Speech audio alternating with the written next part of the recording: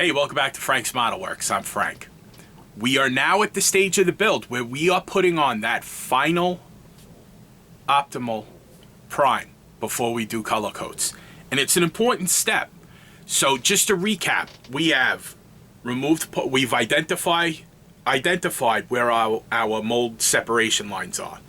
We have identified any short shots, any problems with the body itself. We've addressed them. All along the way, we've been spot priming to make sure that our work looks good. We've restored detail wherever it was lost as a result of us working the body. We're now up to that final prime before we spray some color coats. Now, I'm going to be doing most of this video over by the spray booth, and we know how I get when I'm over there. And I'm filming this having already filmed what's going to go on over there.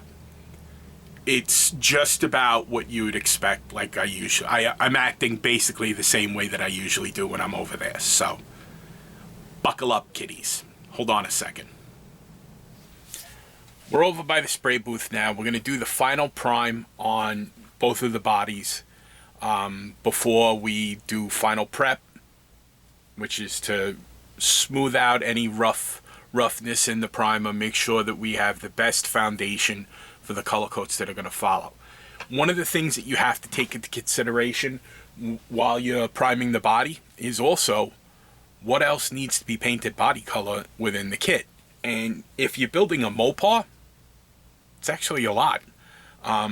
Depending upon the way you're going to be building your model, you know, you want to either do broad, wide research on what gets painted body color, what gets painted semi-gloss black, what doesn't get painted at all and is left in primer.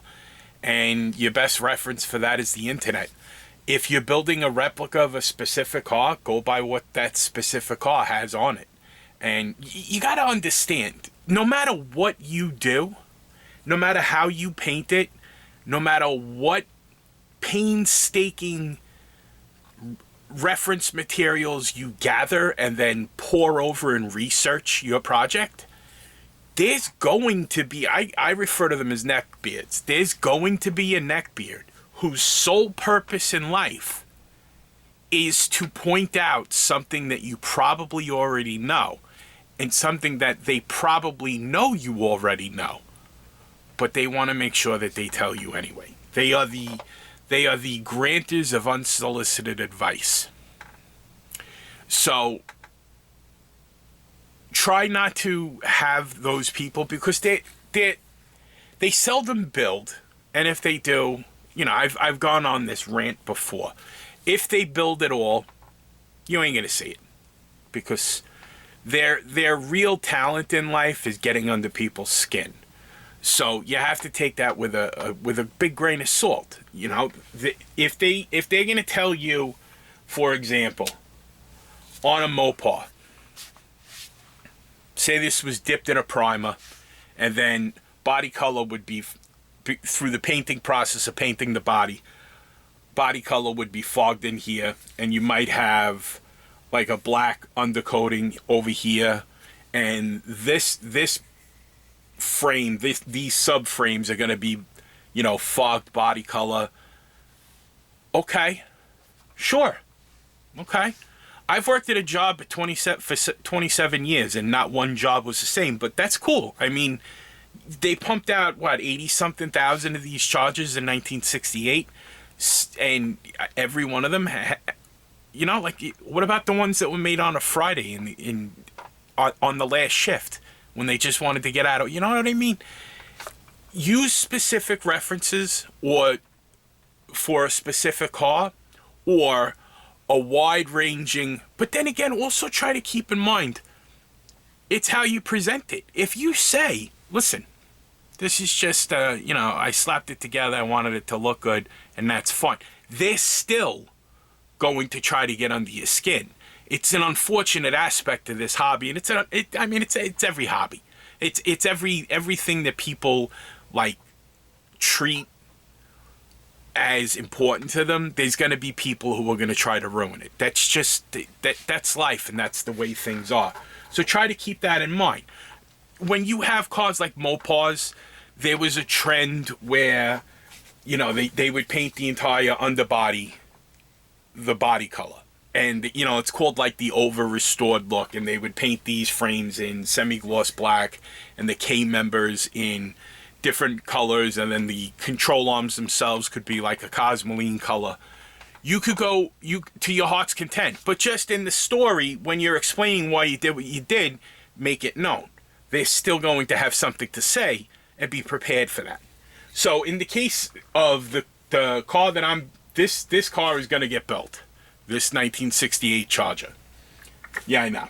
I said I was only building Mustangs this year, but that's 2 months out the window. So when you're building a Mopar, there's a significant amount of the rest of the kit that has to be painted the body color. Just on the body itself, you kind of got to get in here. Maybe you could paint it black as if it's an undercoating, but that's got to be part of the story of your model. And you have to, if you're going to present it, and that's another thing. If you're just going to build this thing and put it on your shelf and nobody's ever going to see it but you, great. You have to understand, though, if you post it online or you posted a video of it on YouTube or a reel on Instagram, wherever you put this, you're opening up the door for the neckbeards to slither in and just try to ruin your day. So keep that in mind. One piece of advice that I would impart on you in priming and in painting, especially when you have to do like valance panels like this or things where both sides are going to have to be painted. And my method is to use the poster putty. I will try not to paint near where it's stuck because I don't want to create a ridge that will then need to be dealt with. So I'll paint around it as much as I can and then just move it and paint whatever's left over. I've actually done that on the rest of the parts. For a 68 Charger, and I build a lot of these, I always paint the chassis. I always paint the chassis. I prefer the over-restored look. It's just my personal preference. If I was going to build a specific vehicle in a specific state of condition, then I would probably change the way I do it. But I build to the over-restored look, which may or may not be a problem if I were to enter it into a contest where it's factory stock. Okay, cool. I will paint the underside. This is actually the floor of the interior. I'll paint this later. But I would paint this because this is going to appear in the window of the chassis, like so. So that needs to be painted. I prime. The first thing I do with the hood is I prime over here. Ooh, I'm not even on camera. Sorry. I prime over here. I allow that. I go and I paint other stuff. Once that's dry, I take some poster putty. Ooh, this cup. Take some poster putty on top of a cup, and I get it on there really well. Make sure it's on there well, because I've actually shot these things using the pressure from the airbrush. I've shot it right off of the poster while doing clear coat. Yeah. There's probably a torrent of obscenity still hovering somewhere in the stratosphere above my house from when that happened.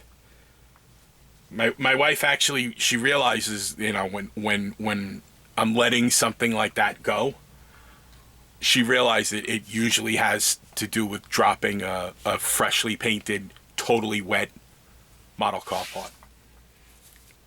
She puts up with a lot. It's a lot.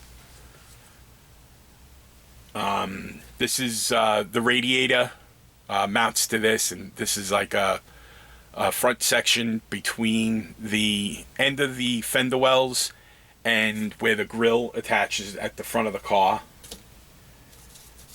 This panel stretches across. I've actually seen this painted both black and in the body color. I'm going to paint it the body color, this little part right here.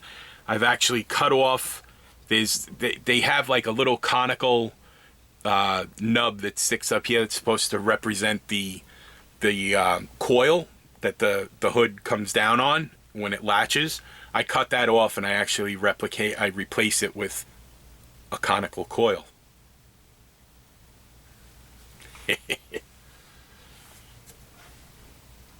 The hinges are body color for the hood, and the firewall is body color.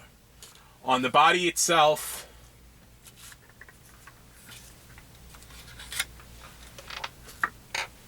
you got to get in here, inside of here, with some primer.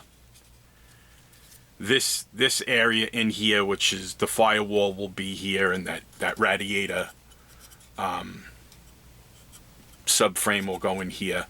That has to be body color as well. From the factory, it's not like it was fogged. It was actually painted. So, for a Mopar, Fords and GMs are different, and like I said, you have to consult references for your particular car. So that's where I am right now. The only thing left for me to do is to prime the body. Oh, look. I've been looking for that. I just found the interior pieces of the 71 Mustang Mach 1. Remember that? Remember when I was just building Mustangs? Remember? Just open the window like this. I'm just building Mustangs. Throw it right out the window.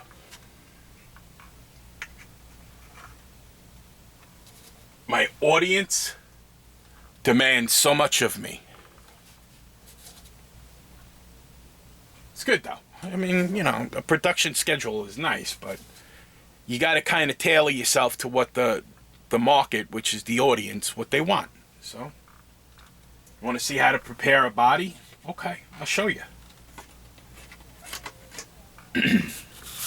Then you wind up in group builds. I was never in group builds before. I never did any of that.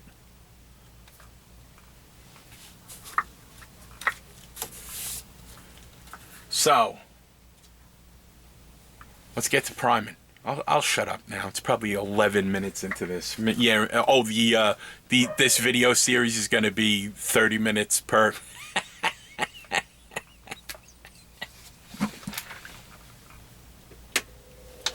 At least they turned the fan on. Ooh, I'm out of primer. Let me turn the fan off for a second. Would help if I told you what primer I'm using for the project, right? Yeah, I know, Munson. Hear my dog barking? My wife and my daughter are outside in the pool. So, he wants to go outside, but there's a cat that lives in the backyards over here. She just had kittens, and they're just starting to move around. And we've seen the kittens in our backyard, so we don't want him. I mean, he's not that he's a cruel dog. He's a little dumb. We wouldn't want him hurting one of them, because it would traumatize me, but it would really traumatize my daughter. So. He doesn't like the fact, he knows that the cats are out there, and he doesn't like it. So, I still didn't tell you what kind of primer I'm using. I am using MCW Finishes Light number 1004, which is the big can. Light gray primer. I buy it in bulk because I use a lot of MCW. Now, do you need to use the same primer brand as the paint that you're going to use? No. That's Tamiya on there right now, and I'm about to spray MCW on top of it. Do you think anything's going to happen? This is fully cured, fully dried lacquer primer by Tamiya. This can. And I'm going to be spraying a lacquer primer on top of it. Now, as a general rule of thumb, if you want to avoid problems, you could stick to the same brand and stuff like that. Or more specifically, you could stick to the same type of paint, but you could paint enamel onto a lacquer primer. And this is going to cause problems, you can paint anything on top of fully cured anything. It's just a matter of how heavy you spray it. So can you spray a lacquer onto, say, an enamel clear? Yeah. You just got to be really, really careful, because that lacquer will want it, just the solvent itself is going to want to attack the surface of the enamel. So you have to that's a light touch. Would I recommend that you put a lacquer clear over an enamel color coat?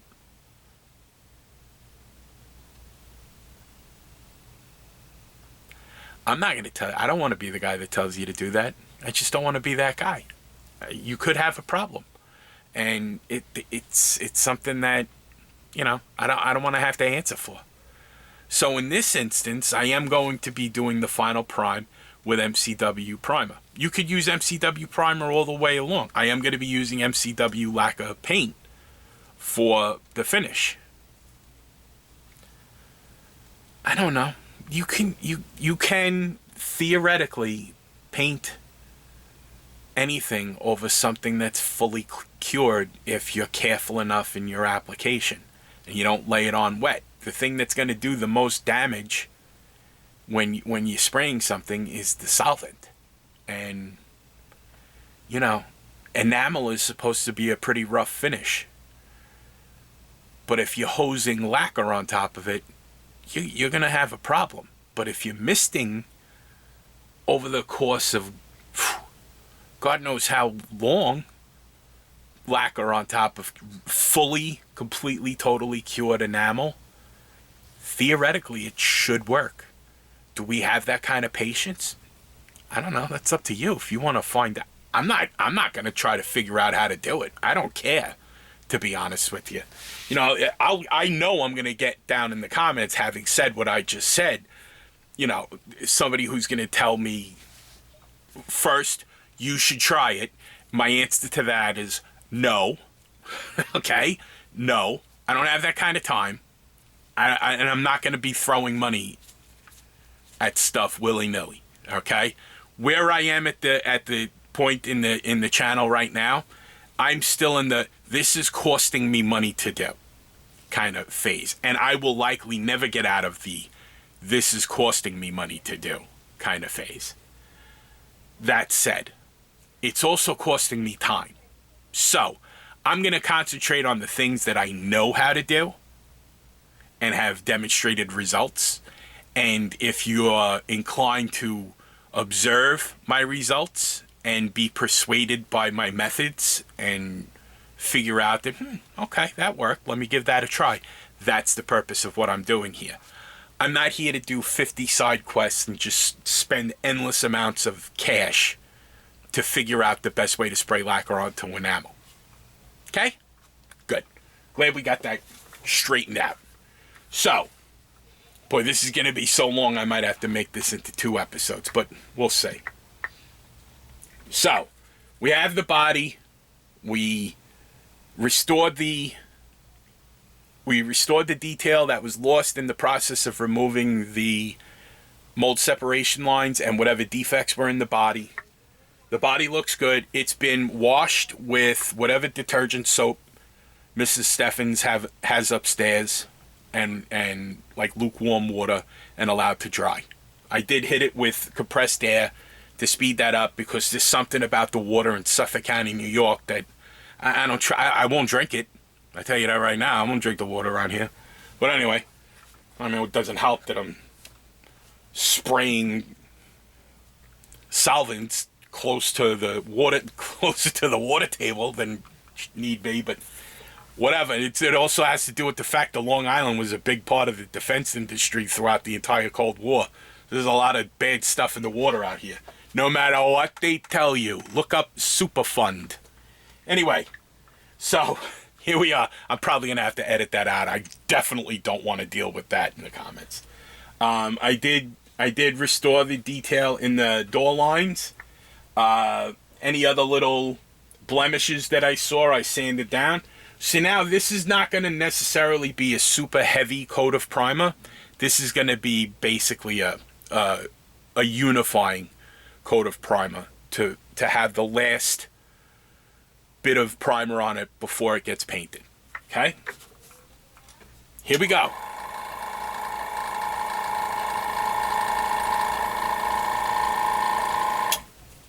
There we go.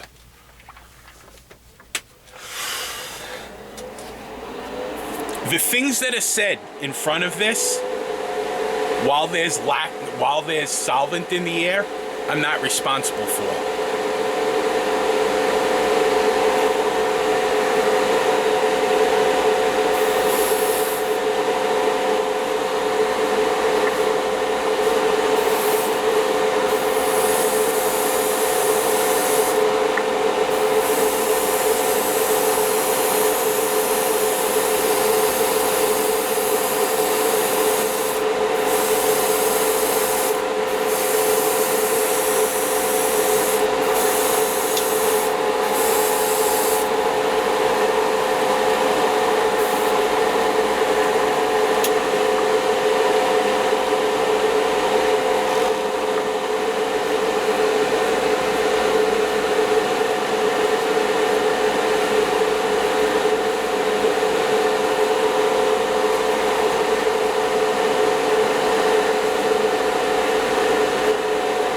Tack rag. It's cheesecloth impregnated with wax, and it's supposed to help lift some surface dust off. Supposed to. Somebody's got a case of the sposters.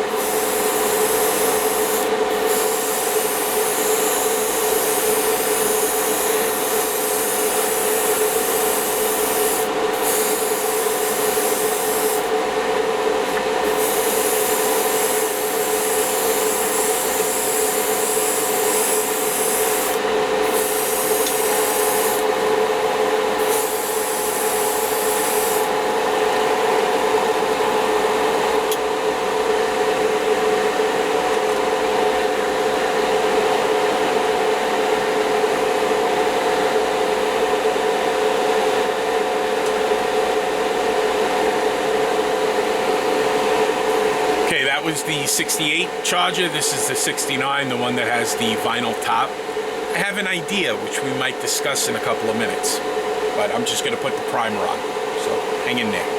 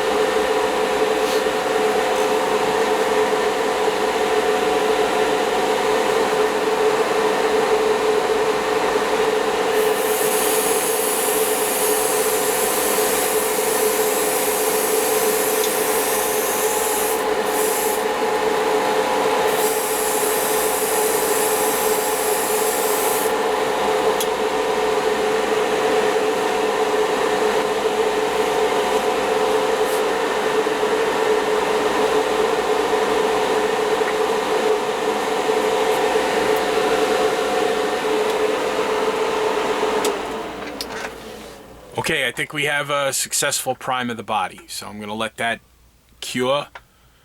This stuff, believe it or not, the MCW is almost identical in color to Tamiya primer, but like I've always said, I like the controllability of an airbrush.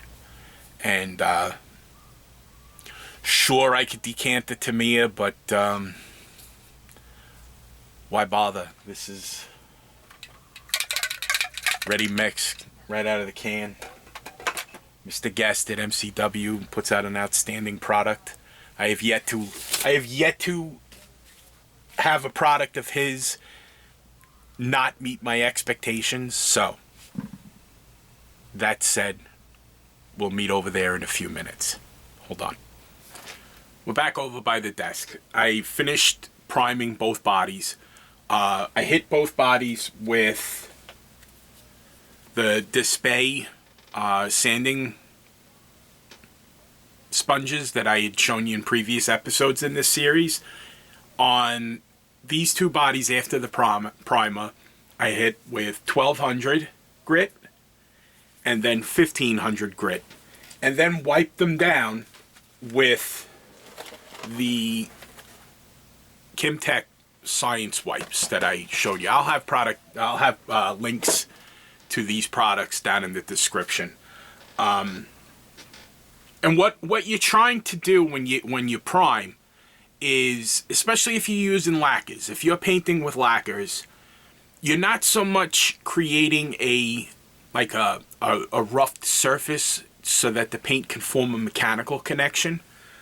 If you're using a lacquer primer with underneath a lacquer color coat and then a lacquer clear coat, the lacquers themselves are going to make sure that they bind to each other by virtue of the solvent. The solvent is going to soften the layer underneath it, and they're going to combine.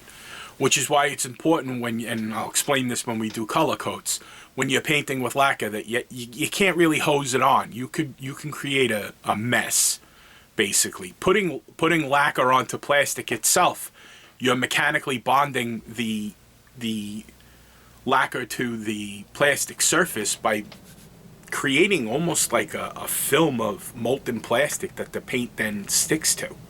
So, and that's part of the reasons why I use lacquer in all of my builds, because of that reason. There's less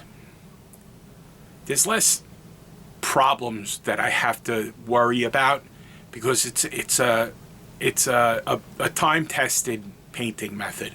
I have no beef with enamels. It's just the brands that I use, it's just easier for me to use the method that I use. So we have the 68 charger ready to go. Don't fall off of there. Easy now. Stay on there. This is ready to go. It's ready to paint.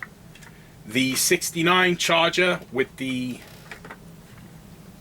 vinyl top is ready to go. So now the only question that remains is, what color are we going to paint these? Well, I've actually made some decisions, and I think you might be interested. And I'm going to try to reel you in to keep watching further in these series. The 68 charger is going to be MCW Automotive Finishes. It's paint code TT1, avocado green metallic lacquer. It is it's like a medium green. It's got a nice metallic flake to it.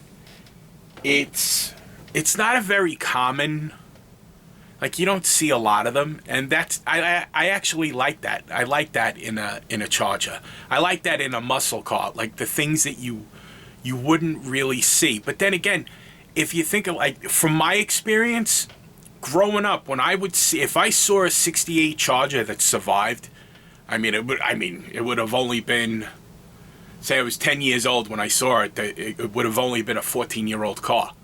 You know what I mean? So, but to see a 68 charger that survived, it probably would have been in a more sedate subdued option. You know, like it would have the green paint, it would have the 318 and not a 440. It definitely, in my neighborhood, definitely wouldn't have a Hemi. It wouldn't last in my neighborhood with a Hemi. Wouldn't last in my neighborhood with a 318 anyway. But that's besides the point. For them to still be around, they were probably the cars that people ordered right off of the lot. You know, rather than go and pick the, you know, go down the order build sheet and check off all the stuff that they wanted. It was just like, yeah, this, all right, I'll take this one. And, you know, I like that kind of car. Lower optioned. It's actually the kind of car I buy for myself in, you know, 1-to-1 scale. I like buying down option cars. I don't know why. It's just, I'm a weird dude. So, now, for the 1969 Charger, I am going to be painting that MCW Automotive Finishes B7 Blue. That is Jamaica Blue Metallic. That is a nice, deep, rich blue. But I'm not stopping there because it has a vinyl top. I'm going to be adding a white vinyl top to it. But I have some leftover floral top decals that I'm going to apply to it, and it's going to kind of branch off into its own little sub. Once I have to apply the decals, it's going to branch off into its own little sub series on how to apply floral top or mod top decals to the roof of your car. Because a lot of people have asked me ever since I uploaded the video about my '68 Dart with the floral top. People have been asking me how I do it. So that's what's gonna happen. Yes, I know that you couldn't get a blue pattern would have been a mod top available only on a satellite. In 1969, it would have been available on a satellite, maybe a Barracuda. It would not have been available on a Dodge from the factory. And it definitely wouldn't have been available on a Charger from the factory. But at the dealer level, you never know what you could get done. You got the Scott, you could get anything you want. You know what I mean? So I'm gonna build that body as if it's that, and then eventually, when I get to it, I'll finish the kit. So that's where we're gonna go with that. Now, as far as these, you might notice that I was gonna make the video that precedes this, part 3. This was all supposed to be in part 3. I cut it in half because it would have been ridiculous. And this way, you get a nice little serialized version of the process as we go along, without this big mammoth 4-hour-long video, which, you know, I'm totally capable of making. But I want to keep you interested, keep you entertained, and keep you not lapsing into a coma watching my videos. So that's what we will focus on. So I'm actually, from right here, I am going to sum up the 4th video in the body finishing tutorial series from start to finish by saying that we have now primed, we have removed all of our mold separation lines, we have corrected all of the problems with the specific moldings of the 2011 1969 Charger and the 2008 and forward 1968 Charger from Revell, namely the short shot that's in the driver's side rear fender well. That's fixed. We fixed the vestigial nub on the 68 Charger body. We explained what that is. We removed it. We've replaced detail. We gave it a final sand, a final coat of primer, and then a final sand to smooth it out. Now we're ready to paint. So that's where we stand with that. As always, I got Frizzo's back. I appreciate your support. And until we speak again, my friends, take care of yourselves and be well.